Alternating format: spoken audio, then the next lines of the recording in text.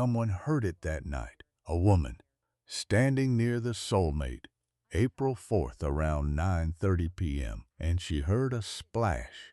Not a little splash. Not the kind of thing you barely notice. A big splash. Significant. The kind that makes you stop what you're doing and look up. That kind of splash. And she's not the only one who heard something.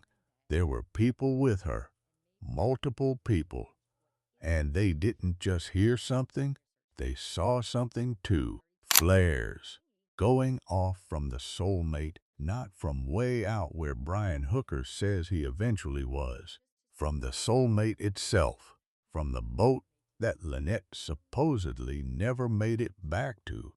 So when the Coast Guard got that witness statement, when they read exactly what that woman said she heard and what her friend saw going off into the night sky, they made a decision. 3 days ago, they sailed out to those exact coordinates and they started diving. Because if something or someone went into that water at 9:30 p.m. from the Soulmate, that doesn't match any version of the story Brian Hooker has been telling. And that's where this starts. My name is your channel name, and I'm going to walk you through what just happened in the Lynette Hooker investigation. And I'm warning you now. What came out of the Bahamas in the last 48 hours changes how we're supposed to understand this entire case. Let me start by saying something directly. Ashley Banfield is one of the best investigative reporters covering this case. I mean that genuinely. She's got sources inside the investigation. She's on the ground, and 48 hours ago she dropped a video about what the Coast Guard found or didn't find in their search. But here's the thing.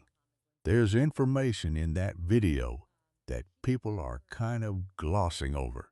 Details that point to exactly what investigators discovered and why they're now searching in places that don't exist anywhere in Brian Hooker's version of events. So I'm going to break it down for you, all of it, the witness, the evidence, what it actually means, and why the fact that they didn't find Lynette's remains might actually be the point.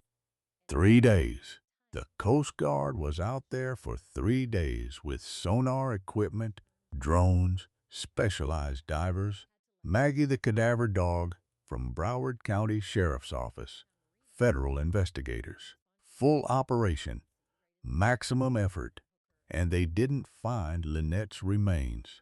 I know how that sounds. You hear no remains found, and you think the investigation just hit a wall. Like they came up empty, like this is bad news. But that's not what happened. That's actually the opposite of what happened. Because here's the thing about criminal investigations. Finding the body is important. Yeah, okay, obviously. But it's not the only thing that matters. Sometimes what you don't find is just as important as what you do. And sometimes more important. Ashley's sources told her something really specific. They said the things that the Coast Guard didn't find in the places they should have found. Those things are as damning as if they'd found the things themselves. Let me explain that because it's the key to understanding what actually happened out there. Brian Hooker's story is very specific. The engine died. Boom. Just stopped. He tried to restart it, couldn't. He lost propulsion. He was helpless. No control. He couldn't paddle effectively. He drifted for hours. 7, 8, 9 hours, depending on which version you're listening to. Complete victim of the wind and the current and the tide. That's his story, okay. So if that's true, if any of that is true, certain things should be in the water. Things should have washed away. Things should be lost. The oar, parts of equipment, debris, stuff that comes loose when you're in a disabled boat thrashing around trying to paddle to shore. The Coast Guard went to those locations. They took sonar equipment. They had divers go down. They searched. And you know what they found there? Nothing. The things that should have been there according to Brian's story, they weren't there. That's what devastating evidence means. It doesn't mean they found a smoking gun. It means they found the absence. They found proof by disproving. They went to look for things that should exist if Brian was telling the truth, and those things didn't exist.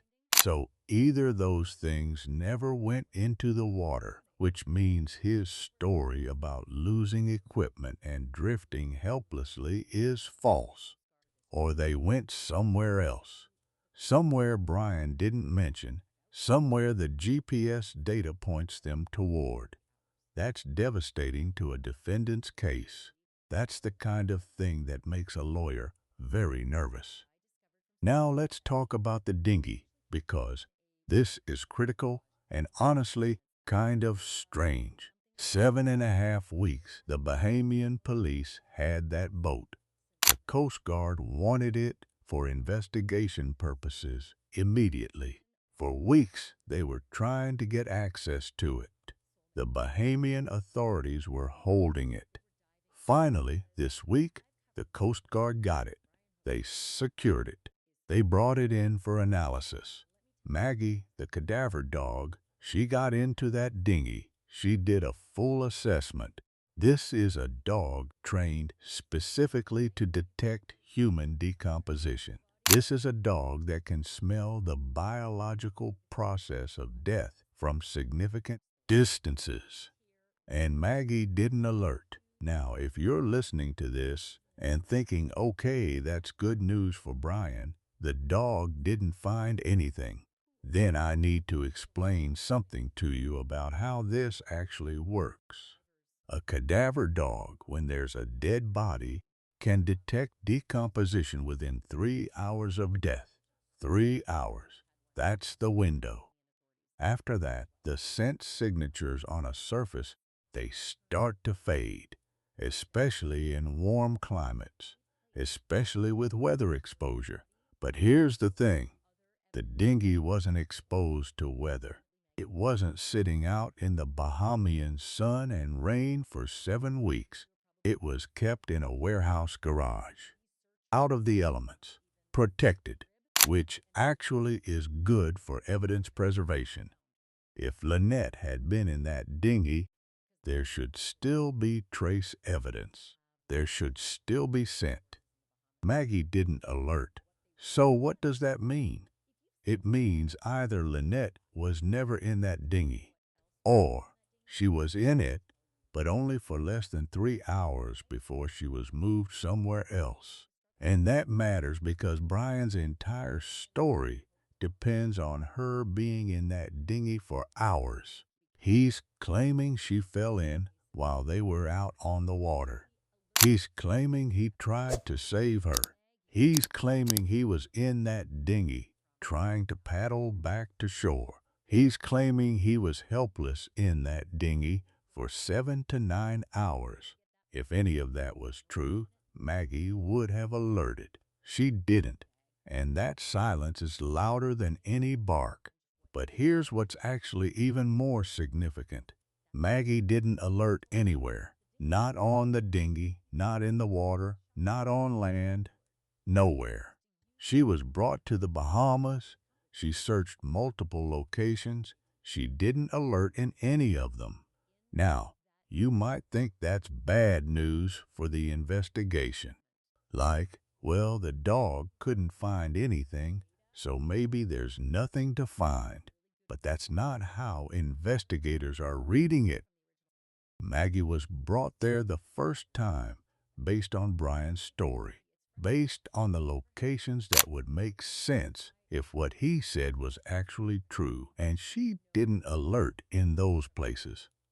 This second time, She was brought with GPS coordinates from investigators, specific locations, places where the forensic data pointed, places where Brian's watch and phone said he went, and she still didn't alert. What that tells investigators is that Lynette is probably not in the places Brian said she would be.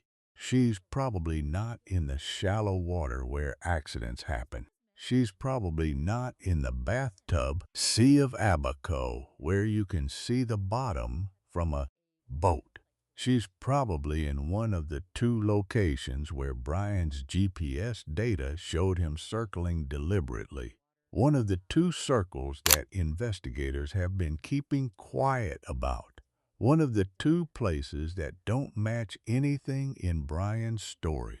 And then there's the witness. I want you to really sit with this for a second, because this is the detail that the Coast Guard is building their operation around. Someone heard a splash, 9:30 p.m., from the Soulmate, a big splash, and multiple people saw flares going off from the Soulmate. Not from miles away where Brian says he ended up, from the boat itself. The Coast Guard knows who that witness is. They have the statement. They have specifics. And they're diving right now at those exact coordinates. Because if something went into that water at 9:30 from the Soulmate, if multiple witnesses can put that at that location and that time, if investigators find evidence of that, then Brian's story completely falls apart. It doesn't match. It doesn't fit any version of what he's been saying. He wasn't at the Soulmate at 9:30. According to him, he was out on the dinghy already. He was away from the boat. So if there's a splash and flares at the Soulmate at 9:30, if there's a witness to that, if investigators find evidence in that water, what was the splash? Now I need to explain something about criminal prosecution because this is important and a lot of people don't understand it. You can convict someone of murder without finding a body. Yes, really. I know the phrase is no body, no case. It's catchy, it sounds definitive, but it's wrong. You need evidence. You don't need a body. You need evidence. Circumstantial evidence counts. Forensic evidence counts. Behavior counts. Lies count. Technology counts. Witness testimony counts. If you can show that someone's story doesn't match the physical evidence, if you can show that their devices track them to locations they never mentioned, if you can show that things that should be in certain places aren't there, if you can show that a witness places them somewhere at a specific time that contradicts their account, if you can show the things they owned are missing and would have been used in a crime, if you can show behavior patterns that suggest consciousness of guilt, you have a case. You don't need the body. And Brian Hooker's federal lawyer, the one he hired after his first attorney, that lawyer knows this. That's why he hired someone with DOJ prosecution experience. Because this is going federal. Because the investigators are building something that doesn't depend on finding Lynette. It depends on proving that Brian's story is false. And they're doing that through the absence, through what isn't where it should be, through what the GPS shows, through what the witness heard and saw. So let me tell you what investigators now know. Let me put together what came out of the Bahamas in the last 3 days. The GPS shows circles in the water, 2 of them, in 2 different locations. These are deliberate patterns. This is not drift. This is someone steering a vessel deliberately, maintaining a course, marking a location for a reason. A witness heard a significant splash from the Soulmate at 9:30 p.m. Multiple people saw flares going off from the Soulmate. At the same time, the cadaver dog didn't alert in the dinghy, which means Lynette probably wasn't transported in the dinghy for any significant period of time, which contradicts Brian's entire narrative about her going overboard. The items that should be in the water, if Brian's story is true, aren't there. The ore, the equipment, the debris, gone, not where they should be. The Bahamian police just handed over critical evidence to the Coast Guard. Evidence so important that investigators are saying this trip was well worth it. Even without finding remains, even without a body, this trip was worth it. And it's officially a murder investigation now. That means this isn't a missing person case. This isn't an accident investigation. This is a suspected homicide, which means everything is being cross-checked. Everything is being documented.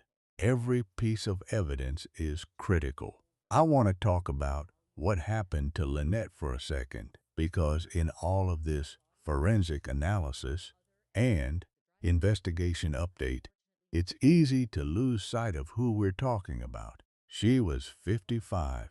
She left her career.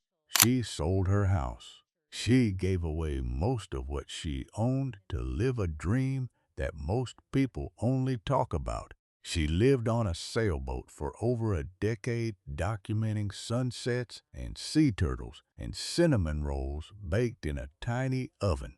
Her mother, Darlene, is 76 years old. She's in Florida, and she's waiting. Her daughter, Carly, is 28. She flew to the Bahamas and walked shorelines with cadaver dogs. She collected her mother's things from the boat: a necklace, a headband, a picture frame. She's been involved in the investigation since day one, and her father, Dan, he's also waiting. These people are waiting for answers. And what the Coast Guard just found or didn't find is building toward those answers in a way that doesn't require finding a body to matter. I'm going to be direct about what this means. The investigators believe they know what happened. They believe they know where the evidence is.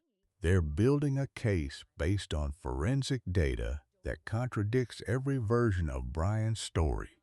They're using GPS, phone records, witness testimony, missing items, behavior patterns, and the devices Brian himself carried that night.